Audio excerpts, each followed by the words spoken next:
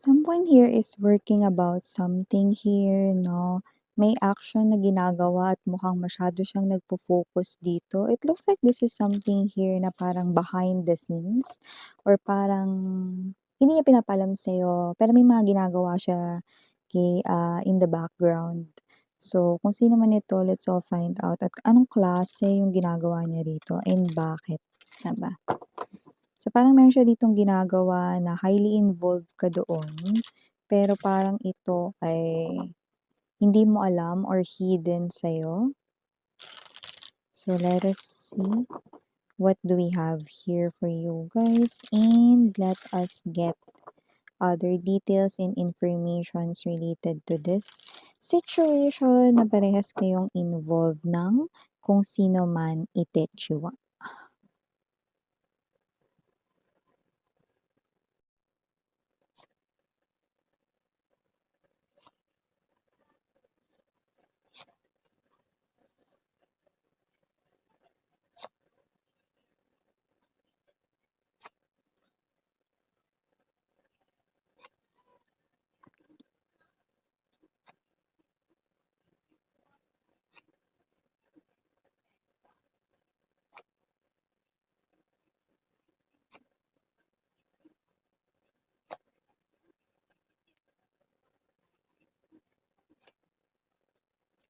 Oh,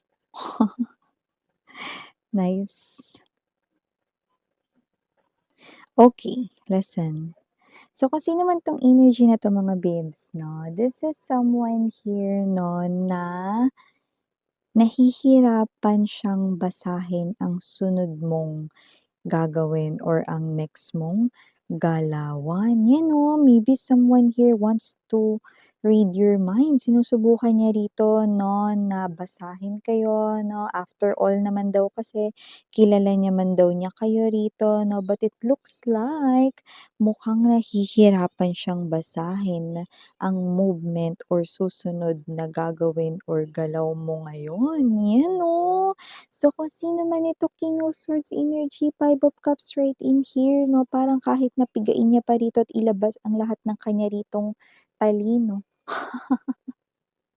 at pamamaraan, strategy 'no, ang ibig sabihin ng mga libro sa paligid 'no. I do pick up that this person here is trying to figure out ano yung next mong gagawin at mukhang hirap na siyang i-figure out 'no or basahin. Hindi niya mabasa 'no, with the big moon right in here 'no, ang iyong next move. Nahihirapan na siya dito, pagod na siya mag-isip 'no, at hindi niya na alam rito ano pa yung puwede niya ritong isipin or gawin 'no, para mabasa niya ang iyo ritong mga galawan. Kasi kahit na ito pa ay ang person na matagal mong nakasama at nakarelasyon, yes, you heard it right. This is your ex-lover, your past person right in here at kahit na kilala ka niya dati mga babes, hindi ibig sabihin na ikaw pa rin yung dati na kilala niya. Ayan, kaya kasi naman 'tong energy na 'to 'no, with the Three of Swords energy, I do see hirap na ang person na iti 'no, kakaisip, masakit na yung ulo niya, hindi niya na alam 'no, pagod na siya rito 'no. Pero gusto niya pa rin malaman, ano ba ang next mong galawan. So bago natin ipagpatuloy ito, batiin muna natin lahat. Hi and hello there everyone, my name is Yan, welcome new subscribers. Returning Eastern buyers ko, maraming salamat sa inyong walang sawang love at support for me po at yun nga wala tayo ditong gender pakatandaan, babae, lalaki, LGBT, lahat ay welcome. Puwede rin pong i-switch ang mga roles kasi puwede talagang magkapalit-palit po dahil general reading ito. And at the end of the day, lahat ay may free will na free niyong gamitin anytime, anywhere. And yun nga mga mahal 'no, meron tayong energy dito na kung sino man ito 'no, ng mga energies na ito nakikita natin 'no, na ito yung person 'no, na naguguluhan ngayon sa'yo, sa kinikilos mo 'no. Hindi ka naman daw dating ganyan, uulitin ko lang, hindi ka naman dating. Ganyan 'no. 'Yan oh, mga babes 'no, sa loob nga lamang ng isang minuto marami ng nagaganap 'di ba? Puwedeng nahulog mo yung kending kinakain mo. Kumatok 'no, si Shopee or si Lazada rider, courier 'di ba? Wala po tayo ditong, endorsement na mga 'yan 'no, nagbigay lang ako ng example 'no. Pero ang tinitingnan niya at hinahanap-hanap niya ay ang dating ikaw na mukhang hindi niya matagpuan sa ikaw ngayon. 'Yan 'no, hindi ibig sabihin kayo ay nagpa-plastic surgery or ano man na, pero may glow up talaga nangyari sa inyo, pero hindi 'yun, eh.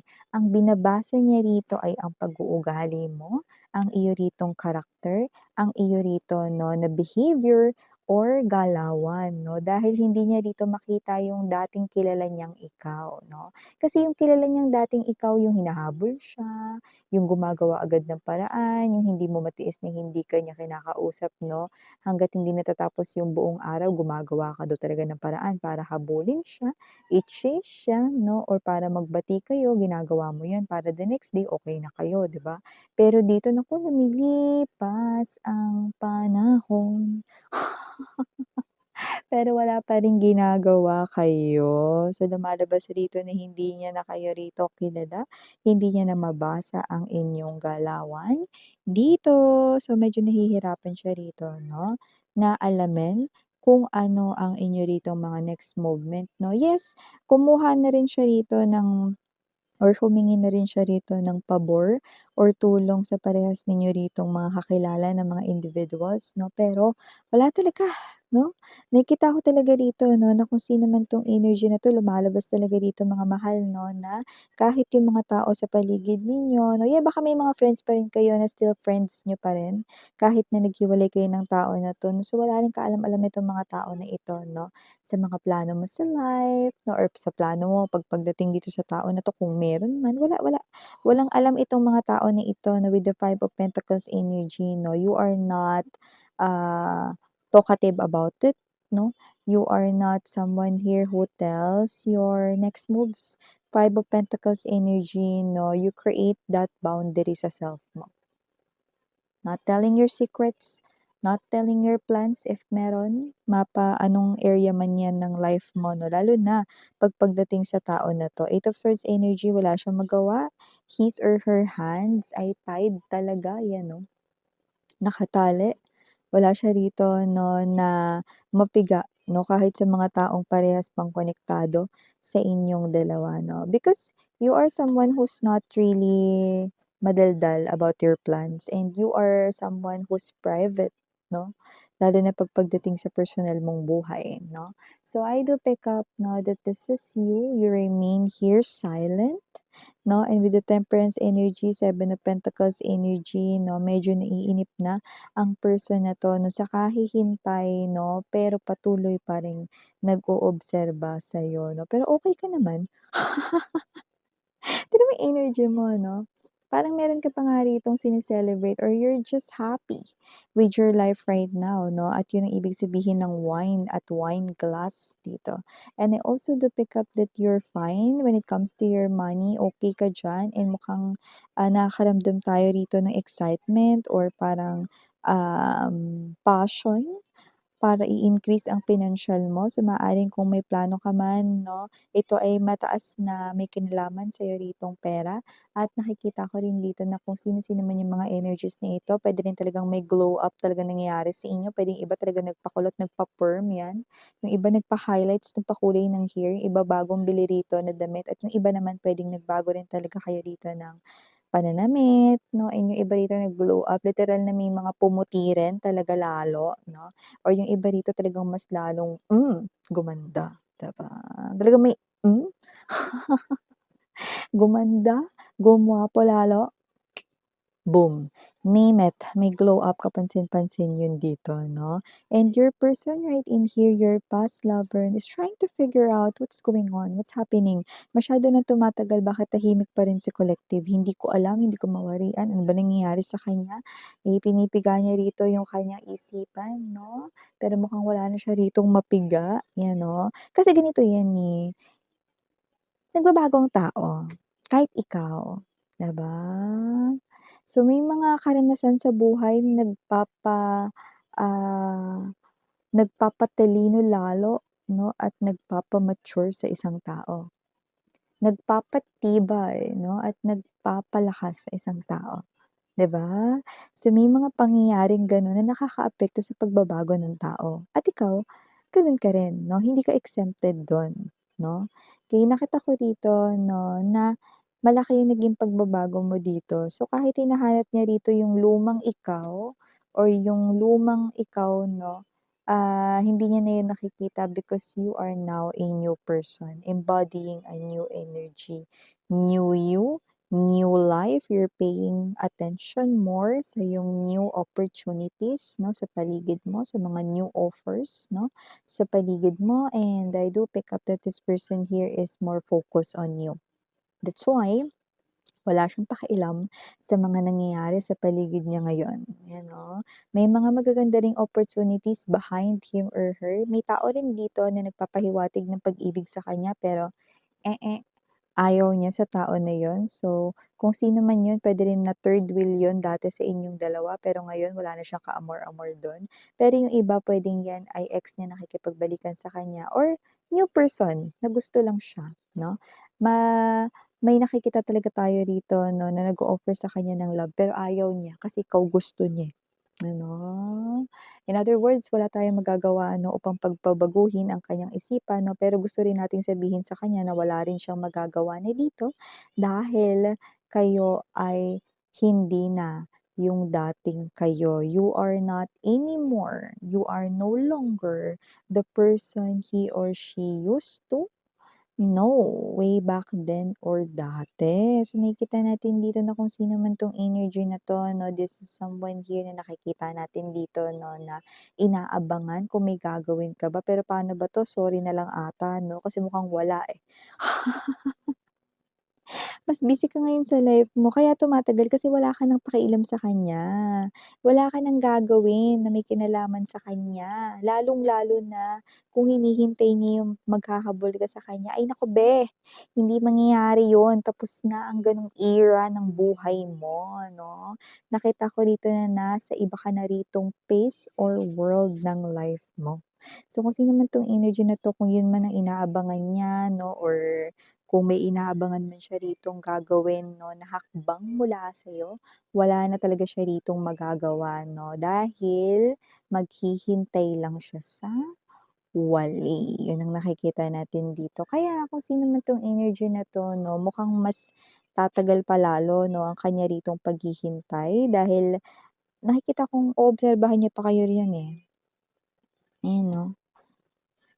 Naiinis na nga siya dito kasi parang feeling niya kahit yung mga friends niya rito baka gumagawa na lang ng kuwento na parang, um, talaga bang kunyari humingi siya ng pabor 'no, tapos sinabi, "Magtanong ka naman, pasimple lang kay collective kung yung tungkol sa'kin o bla bla bla, bahala ka na," 'no. Tapos may nakuha naman siya 'no na na approvement doon sa friend niya na pinagtanungan niya na puwedeng common friend niyo pa rin 'no. Pero wala pa ring napala yung common friend niya na yun or niyo na yun 'no, dahil wala nga naman talaga kasi kayong, plano pagdating sa tao na 'to 'no, at wala rin kayo ritong balak na kahit na ano, na may kinalaman sa kanya 'no. So, parang pinaghihinalaan niya pa mga tao sa paligid niya dito with the Five of Coins energy 'no, na baka naman 'di mo ginawa, tinatamad ka lang pre, ano. So, parang naghahanap na siya ng away, 'di ba? So, nakita natin dito na this person here is hindi niya rito ma-accept, okey, or hindi niya rito matanggap 'no, na wala na kayong pakels sa kanya, yun ang nakikita natin dito. However, this is the person right in here na nakikita natin 'no, na ito yung klase ng energy na alam mo yun 'no, instead na may gawin siya, siya ito 'no, na nakikita natin dito na na maghihintay pa rin ng mga posibleng puwedeng mangyari 'no. So, tingin ko mamumuti na lang talaga yung mata niya rito kakahintay, wala talaga kayong gagawin. Ayan 'no, saya-saya niyo rito, nagre-relax lang kayo. Yung iba baka kayo ay literal na nagbabasa talaga ng libro, baka bookworm kayo. Yung iba naman, that book means 'no, meron kayong pinagkakainteresan. Puwede rin naman na sa inyong phone, baka nanonood kayo ng inyong mga, favorite movies or series, no, dramas, yan, no? Or that book is also learning new things, no? Baka may mga bago kayong pinagkakaabalahan like hobbies, interests, or mga bagong habits. Yan. Okay? So, for the initials right in here, yes, we do have S, M, E, F, K, J, P as in boy, Y, M, and last but not the least, number 4. So definitely, someone here wants to have a stable connection here with you guys. Kasi nga, parang paputol-putol yung inyo rito, no, na parang balita, no, yung balita niya about sa'yo, paputol-putol, okay? Kasi hindi siya makasagap ng malinaw rito, no, na connection or mensahe or balita tungkol sa iyo. So, yeah, ito yung mga messages again, no, ulit para sa inyong mga mahal, no. Again, I'm Yuriana on. Sarang love and light. Annyeong.